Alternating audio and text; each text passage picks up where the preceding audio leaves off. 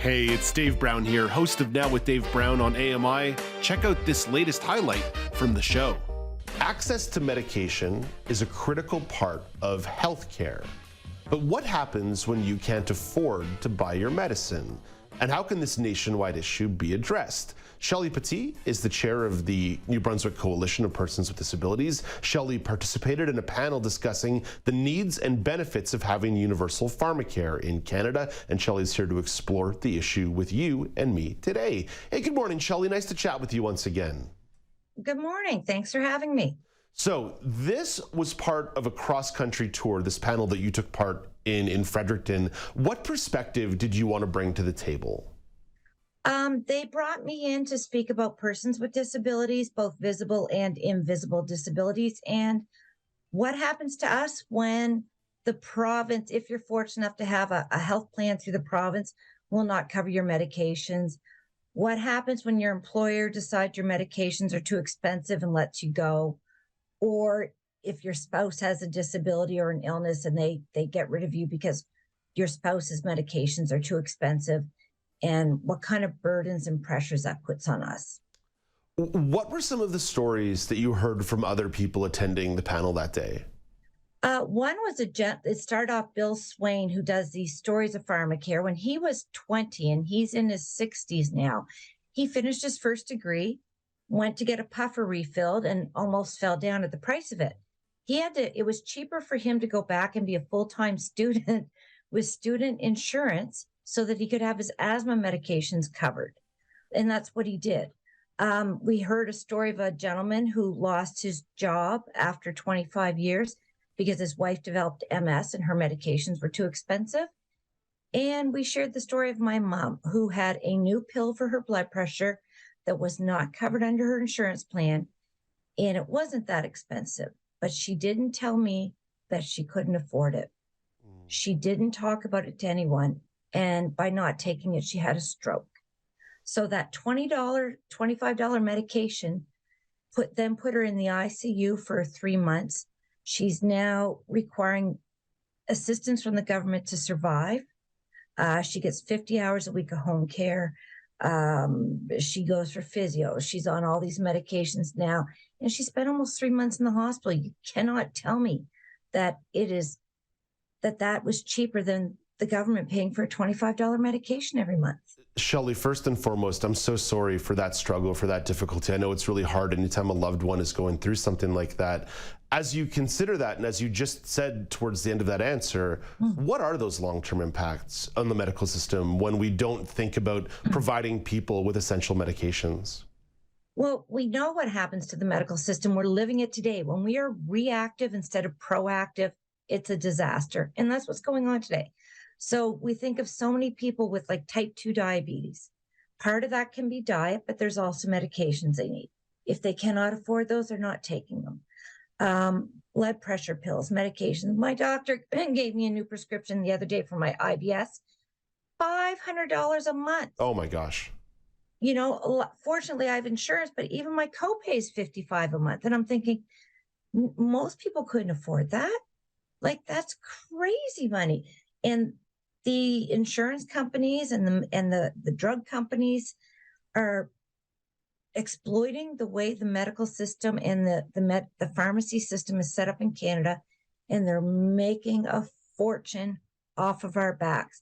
And if people think the medical system is a disaster now, give it 15 years when so many people have not taken their medications that they need, and they're all in the hospital. It's going to be brutal. It's the preemptive work, right? It's a lot of stuff. Right. We talk about holistic medication. Some of it can be lifestyle, but a lot of it is pharmaceutical as well, Shelley. Shelley, absolutely.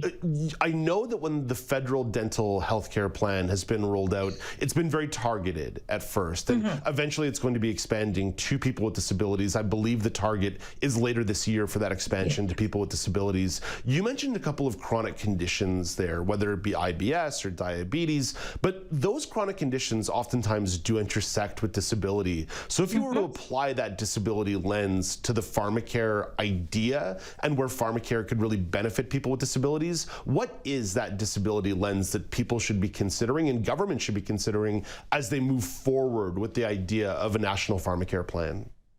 Well, we know based off a study that the federal government did, and the name escapes me right now, but it was in 2019.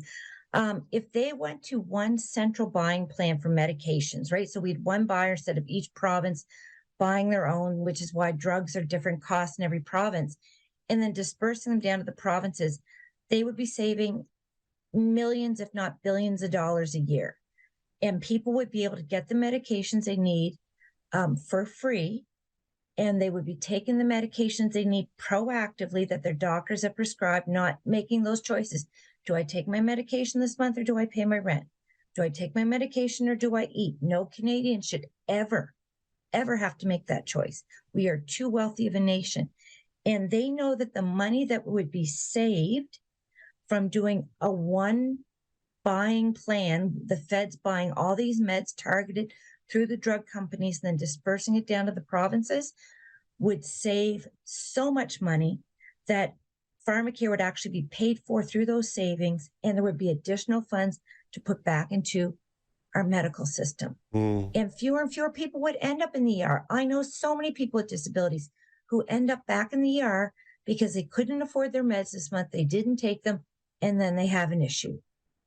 Shelley, I know you're hardly sitting in the boardroom of insurance companies. People maybe underestimate how much influence insurance companies have in the Canadian medical system because we so oftentimes think of it as an American conception of private insurance and the medical system, but there is a lot of intersection up in Canada as well. And again, acknowledging that you're not in the boardroom, but what are insurance companies saying about the idea of a pharmacare plan? We know through this program, the push for pharmacare is through the Council of Canadians, and I'm a member with them. And we know that they are now, these medical companies are lobbying the federal government 4 and 5 days every week. So although I'm not sitting in the boardroom, that tells me that they have a lot to lose, because if they have to start selling my $500 medication for $50, they're losing out money. But guess what? That's what we need, because Canadians need to win. We need to have these medications at affordable costs so that we're not all ending up back in the ER with strokes over a $25 medication. Because I have a lot of members in the coalition that just could not afford another medication that's $25 that the government's not going to cover for them. Shelley, to a certain degree, this is an ethical issue, and you can never truly put a price on ethics. But what are some of the estimates in regards to what it would take to achieve a universal plan for people? They're saying actually, like I said, it would actually save Canadians money. So if they went back to this, the first couple of years, I'm sure there'd be additional costs because they're setting up the whole system. But once you set it up and you have that one buyer negotiating with the pharmaceuticals and saying, okay, we need, each province says we need X amount of this and X amount of that. They buy it at one bulk price, one contract for the provinces. Is going to save so much money that we will be able to build new hospitals. We'll be able to have new treatments facilities. We will be able to have better rehab centers for persons with disabilities and for seniors. And anybody that's a naysayer, I want you to think about your mom or your dad or your grandmother or grandfather sitting at home, because many of them are choosing medication or food right now. And that's not right. They built this country and they should be able to have what they need to stay pain-free or live a longer, better quality of life without debating what meal they're going to skip today because of their meds. Shelley, one last question here before we let you go. I heard your phone go off there, so I know everyone wants to get into Shelley's ear. Where does the idea go from here? You said the Council of Canadians are part of this push. What's needed to push the idea further forward? Well, actually, through the agreement between the federal NDPs and the Liberals, this has to be at least tabled, the idea, by the end of December. So this is going to happen. We want Canadians to have a better understanding of how this benefits everyone, every single person. And it puts us to a level playing field. And if, we want people to understand it, go check it out. Go just Google Canadian Pharmacare or the National Pharmacare Plan, or Council of Canadians. Write your MP, tell them to get behind this, because in the long run, this saves everybody money, makes everybody healthier. And the next time you need a hospital bed, maybe there'll actually be one available, because it won't be taken by someone who couldn't afford their meds and ended up in the ER. Shelley, thank you for sharing this perspective today and talking about this story. It's really valuable. Thank you. And enjoy National Accessibility Awareness Week. It's coming up next week. That's right. Maybe we'll see you at the AMI booth. The coalition also has a booth at the virtual convention. Oh, I didn't know about that. I'm going to be at an event in Saskatchewan, so Okay. I'll be at a booth of my own, Shelley. But I will say, in about an hour's time, Marco Pasqua and Elizabeth Moeller are going to stop by, and we're going to be talking about the importance of universal themes for National Accessibility Week. What priorities we'd like to see explored, whether it be in the media or by organizations. So that conversation starts today on the show, Shelley. Thank you for this. Have a great day.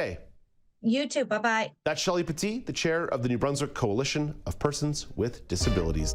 Do you want to dive into more conversations like this? Watch Now with Dave Brown weekdays at 9 a.m. Eastern on AMI-TV or download the podcast wherever you listen.